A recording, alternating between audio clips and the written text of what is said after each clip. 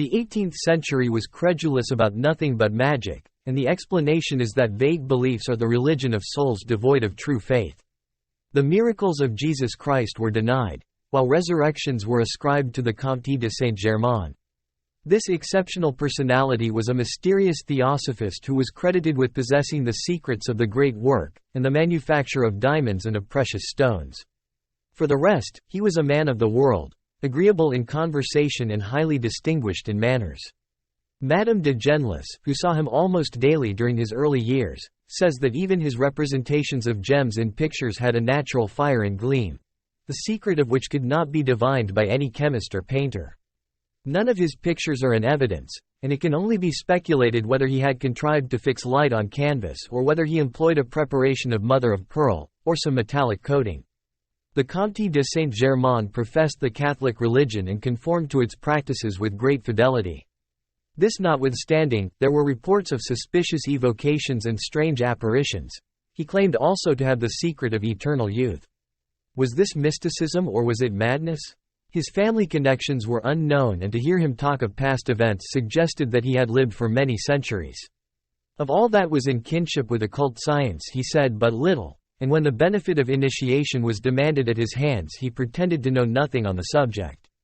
He chose his own disciples, required passive obedience on their part, and then talked of a royalty to which they were called, being that of Melchizedek and Solomon, a royalty of initiation, which is a priesthood at the same time. "Be the torch of the world," he said. "If your light is that only of a planet, you will be as nothing in the sight of God. I reserve for you a splendor, of which the solar glory is a shadow. You shall guide the course of stars, and those who rule empires shall be governed by you." These promises, the proper meaning of which is quite intelligible to true adepts, are recorded substantially, if not in the words here given, by the anonymous author of A History of Secret Societies in Germany, and they are evidence as to the school of initiation with which the Comte de Saint-Germain was connected. The following details have been so far unknown concerning him. The Comte de Saint-Germain was born at Ledmeritz in Bohemia, at the end of the 17th century. He was either the natural or an adopted son of a Rosicrucian who called himself Comes Cabbalicus, the companion Kabbalist, ridiculed under the name of Comte de Gabalus by the unfortunate Abbé de Villars. Saint-Germain never spoke of his father, but he mentions that he led a life of proscription and errantry in a world of forest, having his mother as companion. This was at the age of 7 years, which, however, is to be understood symbolically and is that of the initiate when he is advanced to the grade of master. His mother was the science of the adepts, while the forest, in the same kind of language, signifies empires devoid of the true civilization and light. The principles of Saint-Germain were those of the Rosy Cross, and in his own country he established a society from which he separated subsequently when anarchic doctrines became prevalent in fellowships which incorporated new partisans of the Gnosis. Hence he was disowned by his brethren, was charged even with treason, and some memorials on Illuminism seem to hint that he was immured in the dungeons of the Castle of Rouen. On the other hand, Madame de Genlis tells us that he died in the Duchy of Holstein, a prey to his own conscience and terrors of the life beyond. It is certain in any case that he vanished suddenly from Paris, no one exactly knowing where, and that his companions in illumination permitted the veil of silence and oblivion to fall as far as possible upon his memory. The association which he had formed under the title of Saint Jachin, which has been turned into Saint Joachim, continued till the Revolution, when it dissolved or was transformed, like so many others. A story is told concerning it in a pamphlet against Illuminism. It is derived from a correspondence in Vienna and, though it is worth reproducing, there is nothing that can be termed certain or authentic therein. Owing to your introduction, I had a cordial welcome from MNZ, who had been informed already of my arrival. Of the harmonica he approved highly. He spoke first of all about certain trials, but of this I understood nothing. It is of late only that I have been able to grasp the meaning. Yesterday, towards evening, I accompanied him to his country house, the grounds of which are very beautiful. Temples, grottos, cascades, labyrinths, caves form a long vista of enchantments. But an exceedingly high wall which encompasses the whole pleasaunce was extremely displeasing to me, for beyond this there is also a wonderful prospect. I had brought the harmonica with me, at the instance of MNZ, with the idea of playing on it for a few minutes in a place indicated, and on receiving an agreed signal. The visit to the garden over, he took me to a room in the front of the house and there left me, somewhat quickly and under a trivial pretext.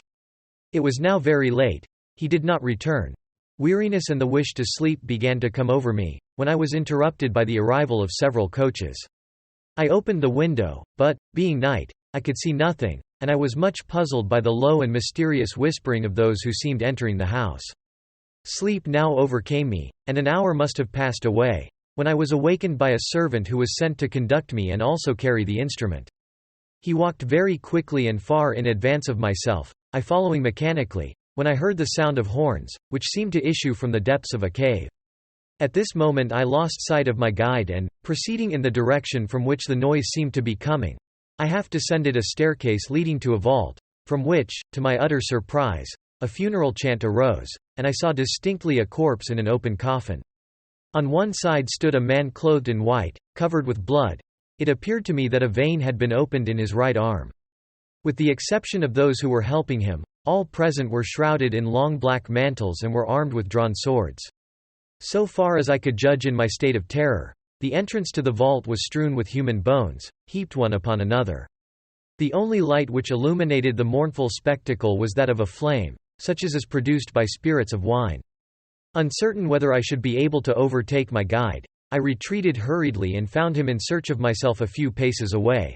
There was a haggard look in his eyes, and taking my hand in rather an uneasy manner, he led me into a singular garden, where I began to think that I must have been transported by magic. The brilliance produced by a vast number of lamps, the murmur of falling waters, the singing of mechanical nightingales and the perfume which seemed to exhale everywhere exalted my imagination at the outset. I was hidden behind a green arbor, the interior of which was richly decorated, and thither they brought immediately a person in a fainting state, apparently the one who had occupied the coffin in the vault. It was at this point that I received the agreed signal to play my instrument.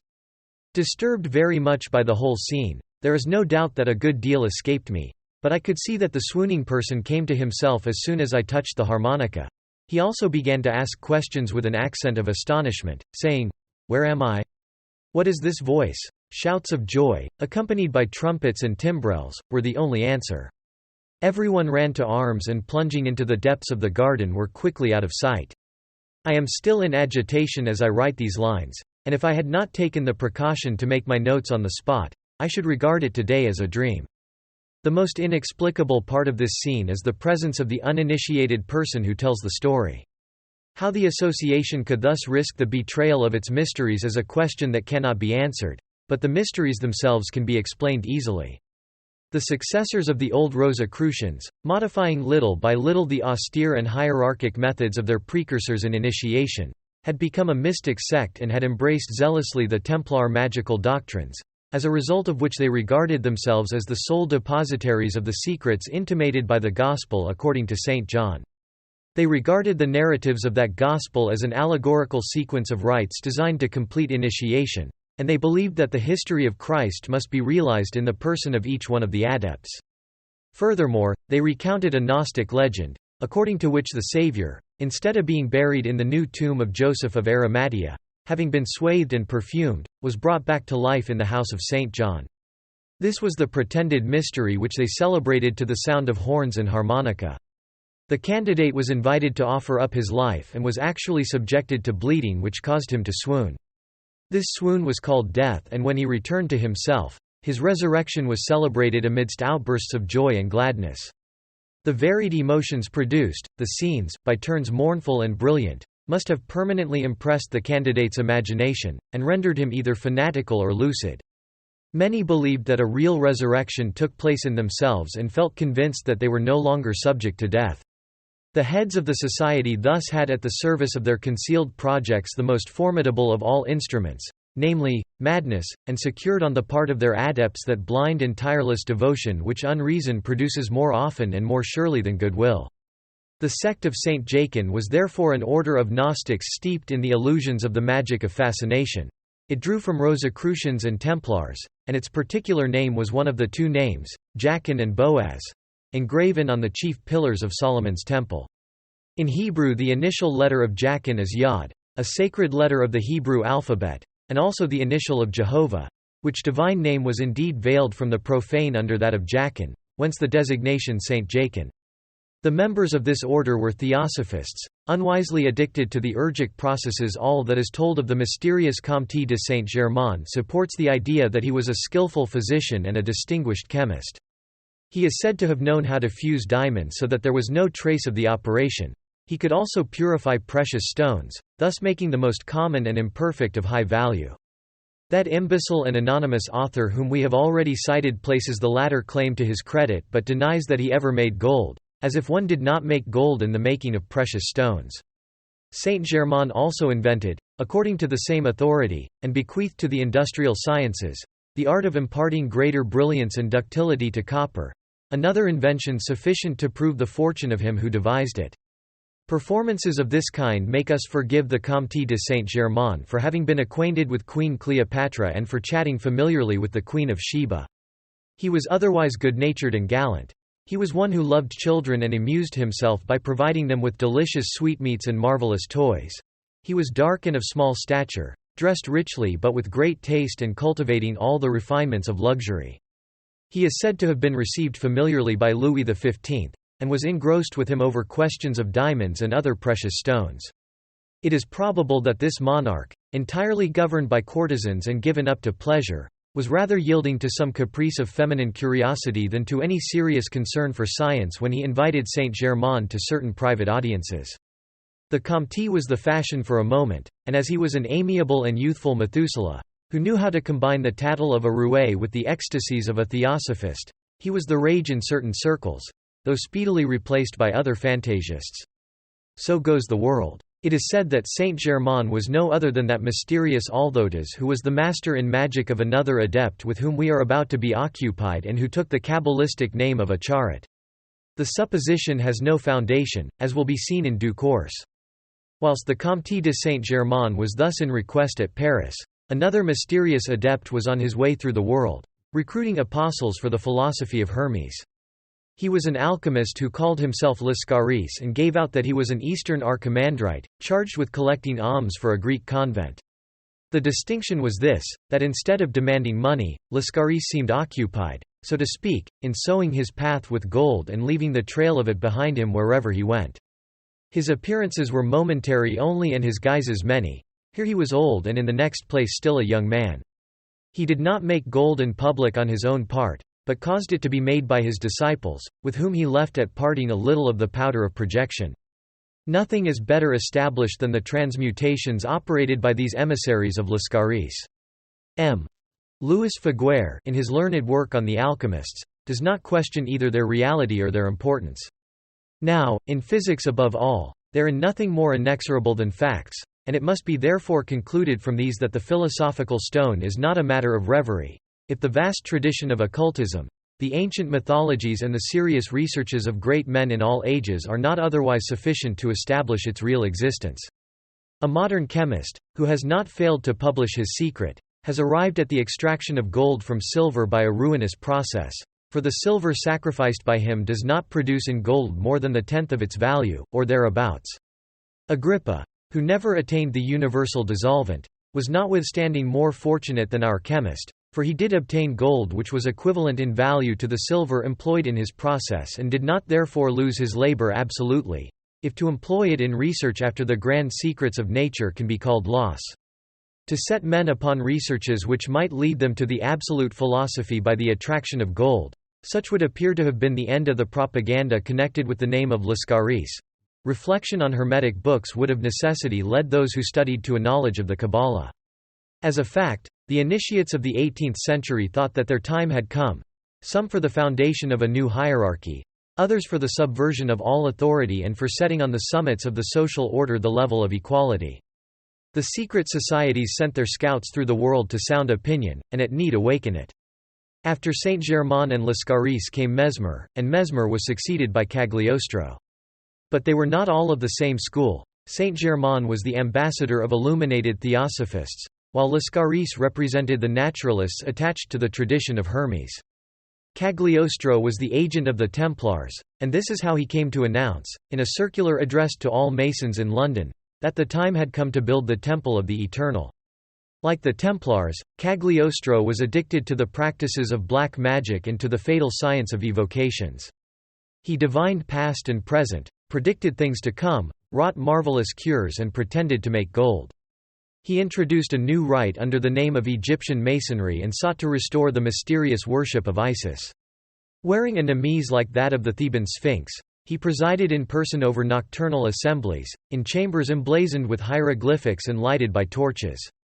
His priestesses were young girls, whom he called doves, and he placed them in a condition of ecstasy by means of hydromancy in order to obtain oracles, water being an excellent conductor, a powerful reflector, and highly refracting medium for the astral light, as proved by sea and cloud mirages.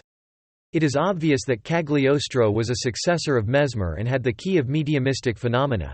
He was himself a medium, meaning that he was a man whose nervous organization was exceptionally impressionable, and to this he joined a fund of ingenuity and assurance, public exaggeration and the imagination, especially of women, supplying the rest. Cagliostro had an extravagant success. His bust was to be seen everywhere, inscribed, "The Divine Cagliostro." A reaction equivalent to the enthusiasm was of course to be foreseen.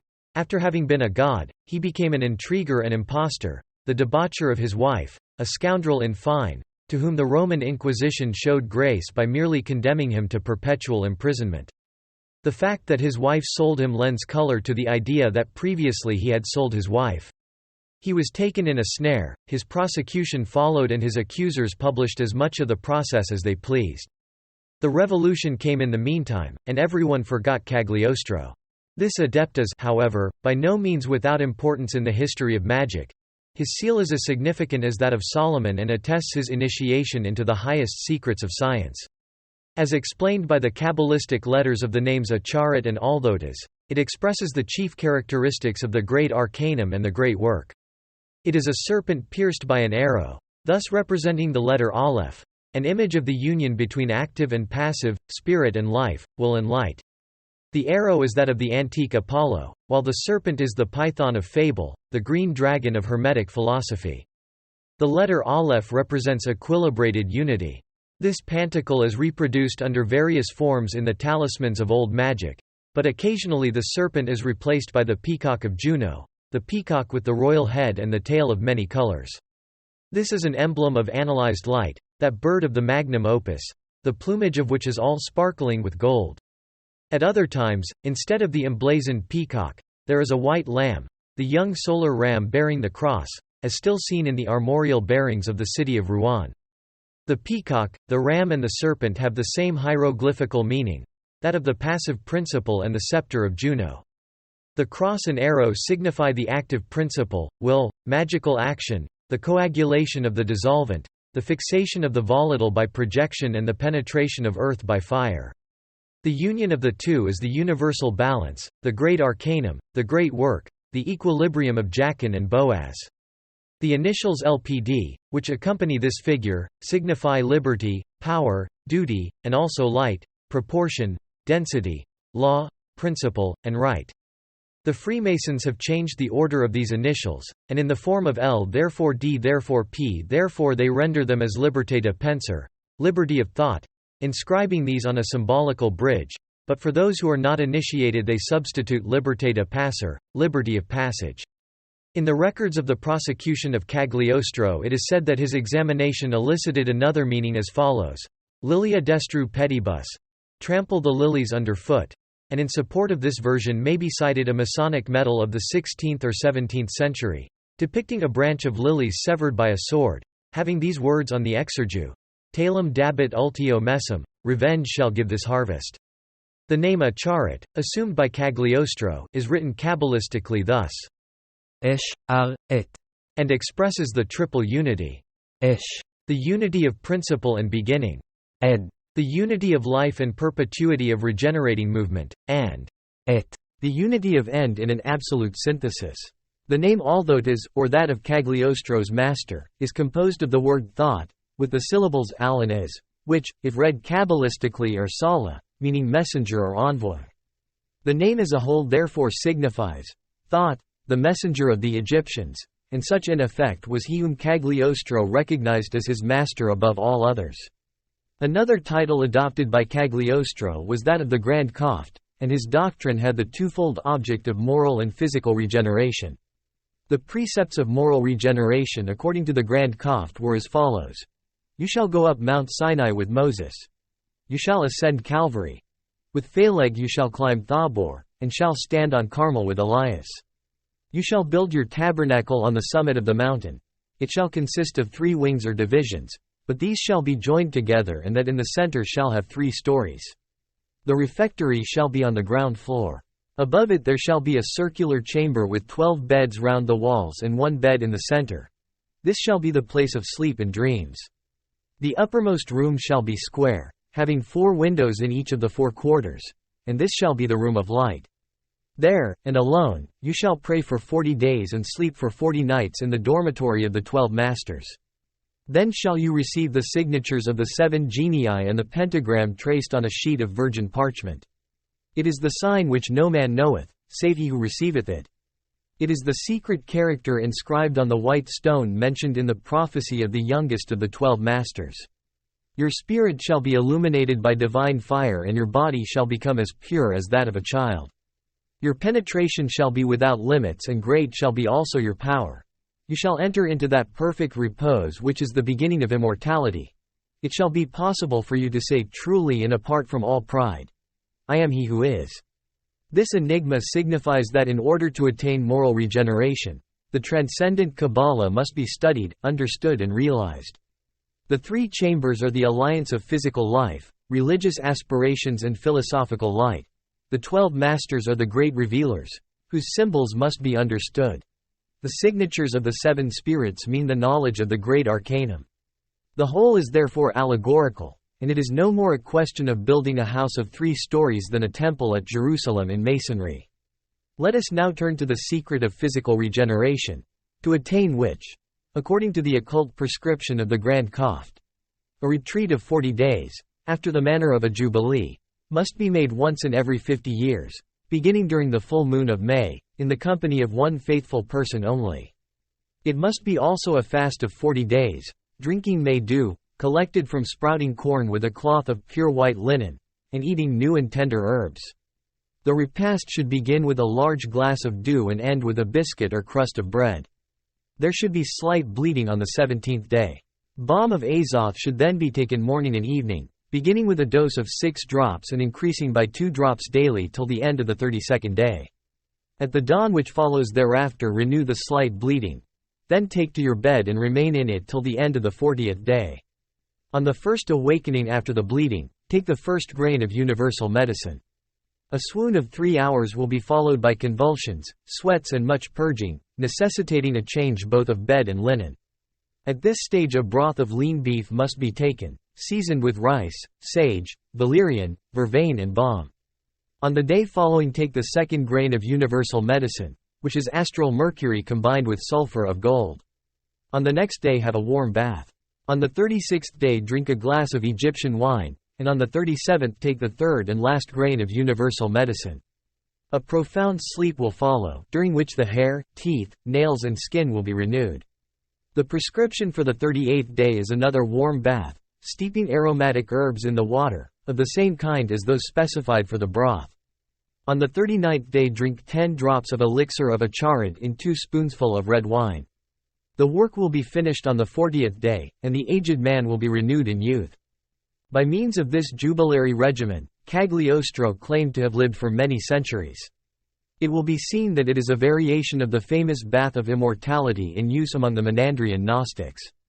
The question is whether Cagliostro believed in it seriously. However this may be, before his judges he showed much firmness and presence of mind, professing that he was a Catholic who honored the Pope as supreme chief of the religious hierarchy. On matters relating to the occult sciences he replied enigmatically, and when accused of being absurd and incomprehensible he told his examiners that they had no ground of judgment, at which they were offended, and ordered him to enumerate the 7 deadly sins. Having recited lust, avarice, envy, gluttony and sloth, they reminded him that he had omitted pride and anger. To this the accused retorted, "Pardon me, I had not forgotten them, but I did not include them out of respect for yourselves and for fear of offending you further." He was condemned to death, which was afterwards commuted to perpetual imprisonment. In his dungeon Cagliostro asked to make his confession and himself designated the priest, who was a man of his own figure and stature. The confessor visited him and was seen to take his departure at the end of a certain time.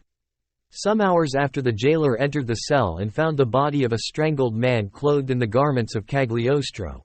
But the priest himself was never seen again. Lovers of the marvelous declare that the Grand Coft is at this day in America, being the supreme and invisible pontiff of the believers in spirit rapping.